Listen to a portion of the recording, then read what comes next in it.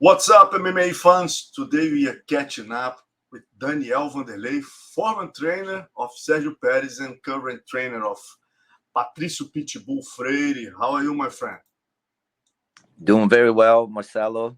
Thanks for having me here today. Yeah, first of all, Daniel, explain to us how it happened. You trained a long time with Pettis' brother, and suddenly Eric Albarracin introduced you like the masked fighter. What's the Um, mystery about it? And then you were the mystery because you trained, of course, the Pettis brother for so long. How it happened that changed you training Patricio Pitbull Freire for that camp? Small world, right? Um, I used to be on the other side of the cage from Patricio, right? So I trained one of his toughest opponents, Emmanuel Sanchez. I trained the other fighters that fought Patricky, his brother. And then I used to train Sergio, right? I trained Sergio Pettis for almost 8 years. And what I have a great times, great opportunity to be there with him and then his brother Anthony Pettis, the former UC champion. Used to You work at were the with the him. You were with him in his first conquest. yes, when he became the RFA champion. He was 18 years old at that moment in this picture. So a good time. That's when I first arrived at RufusSport. It was a gym, an MMA gym in Milwaukee, where I live right now. So I be in Milwaukee for the past 10 years. Yeah, look at the picture, man. They both the brothers are black belt under me. Both are black belt under me. But what happened was I left the gym that they still training there at RufusSport like 2.5 years ago, and this fight came up, right? So Patricio and Pettis set the fight. Bellator set the fight. So I was like, wow, that's a great fight, right? I'm a big fan of Patricio. I know Sergio Pettis for a long time, and I was like, man, that's gonna be a fire. And one day, out of nowhere, pretty much, because I have a friend from my childhood in Brazil that knows Patricio. He actually he's a big like a car fan, like a jet ski and other stuff. It's not about fighting. This guy saw the fight announcement and then he talked to Patricio because he knows me since he was like 11 years old. So like I'm 43 now, and this is my friend's 42. So we be friends for over 30 years. And then he talked to Patricia like, man, don't you want to talk to Daniel and see like if it can help you with this camp? Like, oh man, I don't know if that's a good idea or not. But he decided to call me and talk to me. He's a very professional guy. Before we talk about like a really like a setup the camp, he asked me if that would affect anything in between me and Sergio, because he asked a lot how you guys in your like coaching and fighter career. You know what I mean? Like we took different ways. So if that would affect me or not, or affect Sergio, I say Patricio. I believe Sergio is very professional, the same way I am, and in the same way I know Patricio is as well. So I don't think that would be a big deal. I don't think like because he moved on, he got a different coach in his corner. I move on to train different fighters. Never thought that's gonna happen. Train someone to fight Sergio. I really do like Sergio a lot. He's a great guy, a great person, an amazing fighter. I only have good things to say about him. But I couldn't let that experience, the opportunity actually, go. So I took the opportunity. I talked to Patricio. Another big challenge was leave the U.S. and go do the camp in Natal, Rio Grande do Norte in Brazil. So I left my family, I left my team. My son actually is fighting next week, but I set him up with the camp with the different guys, so I wasn't the present in the camp at this time to help Patricio. But my son gave me the support I need, and my wife and everybody from the gym. So we decided to keep that in off, just to keep that undercover, because Patricio asked me, let's surprise them. We don't need to tell them. We don't need to tell anyone that you're here, because we believe that we just want to do our strategy. We don't have to show up, especially like it could be um, a lot of like or media or problems with people talking trash online and stuff like that.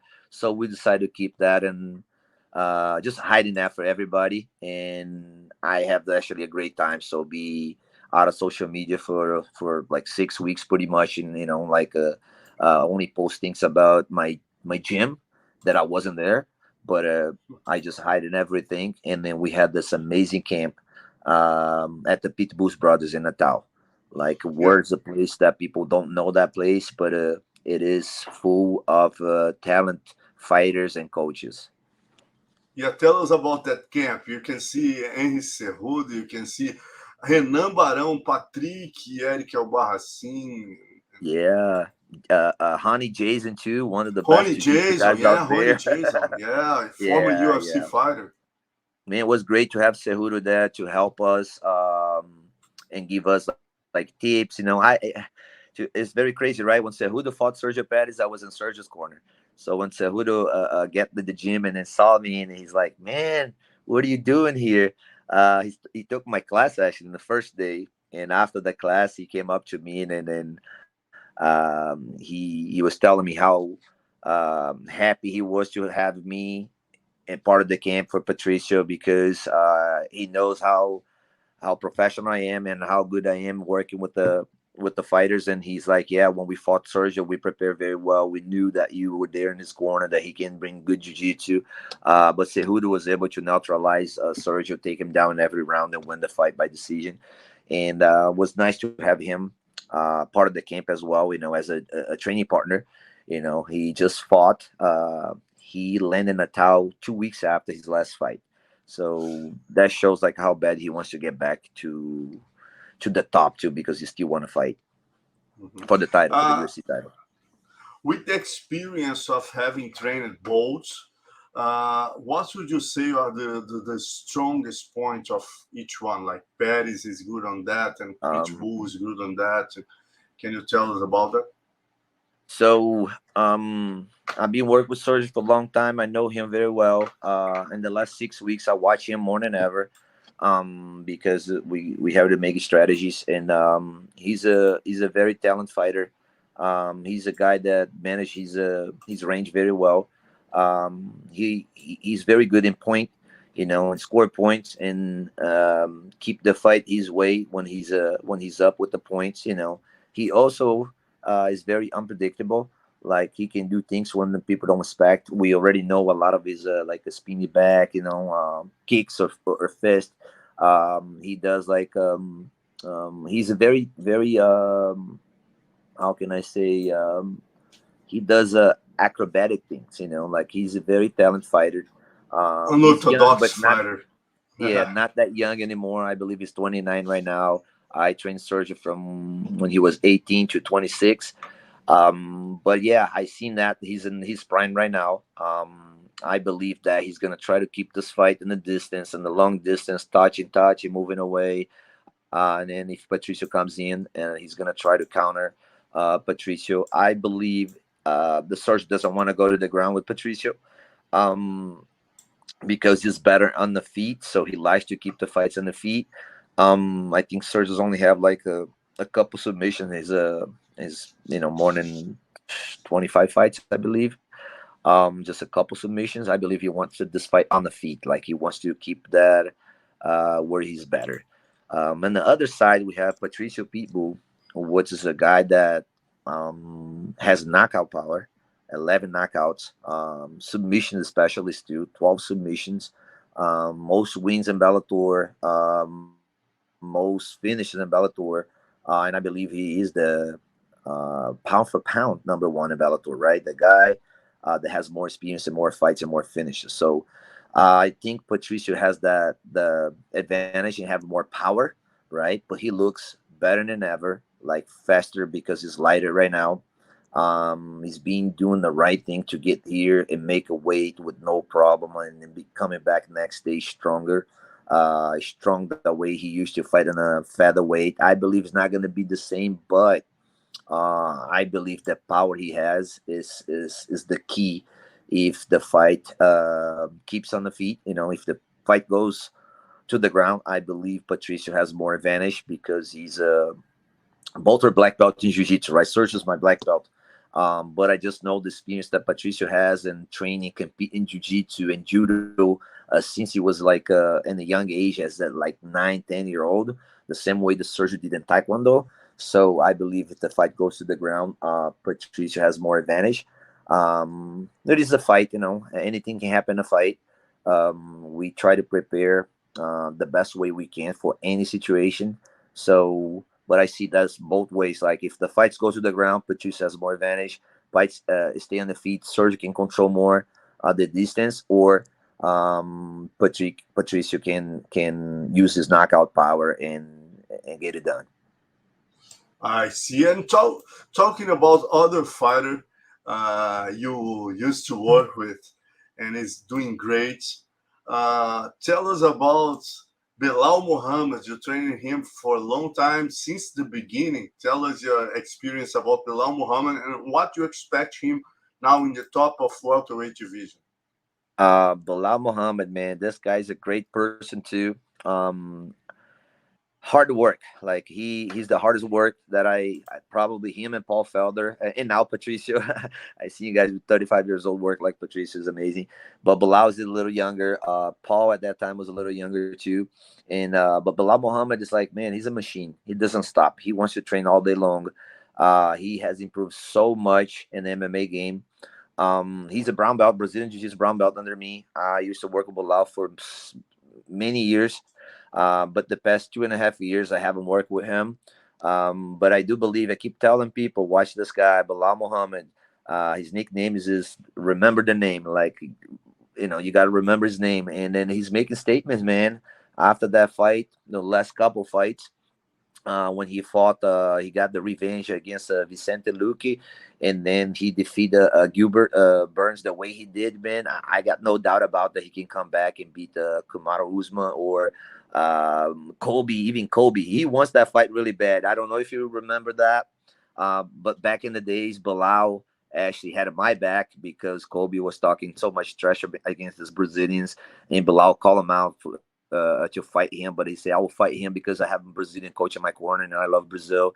And that means a lot to me at that moment because he was like trying to defend my flag, my country. And I didn't take personal what Kobe say, but it was great to see Bilal saying that. That was like probably like 5, 6 years ago. And now Bilal is very close to fight him or Leon Edward. I believe he got the shot. I don't think Dana White's going to change and make him wait a little more. I think he's right there. He's just waiting for the decision of Kobe and Leon. And he fought Leon, right? He got the I think it was a no contest, right? With the eye poke, something like that happened in the Yeah, fight. exactly. Hmm. Uh-huh. But I do believe that he learned so much from that, and he's pretty much ready to go, man. He changes everything. He's being trained in AKA with Khabib, Cain Velasquez, Coach Javier Mendes, right? Yeah. I believe he's in the good hands, and I love Bilal, man. I can say I love him because he's a great guy, always being nice to me. I wish him nothing just the best, and I will see Bilal Muhammad become a UFC champion by the end of this year, or I believe next year. Nice. And to finish, just remember you are the guy who had the experience to live in the same house of Master Carson Gracie, and it was in Chicago. How was that?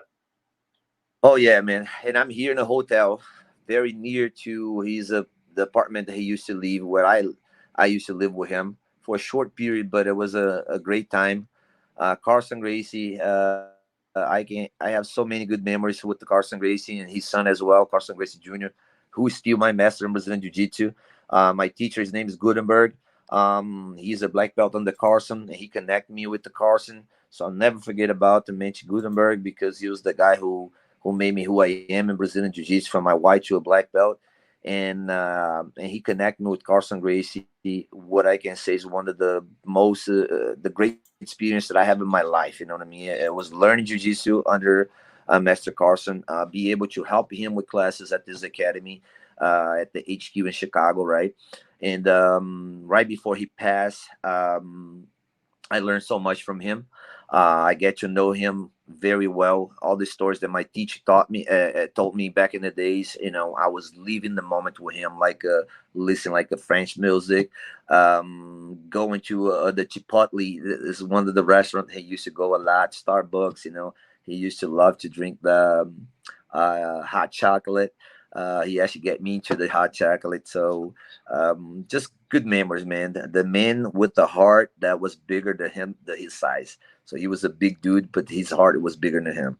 So I can say just, Carson Gracie, the legend will never die. Thanks a lot, Wanderley. It was a pleasure to have you here. Good luck next Friday. Next Friday night, guys, don't miss. Is one of the best fights in MMA history. Okay, Patricio Pitbull versus Sergio Pettis. Sergio Pettis tried to defend his legacy, and Patricio Pitbull is trying to make in history. Okay, the first guy, the three division champion. This is gonna happen Friday night. So he's ready to go, and we just wait for that moment to make history in MMA.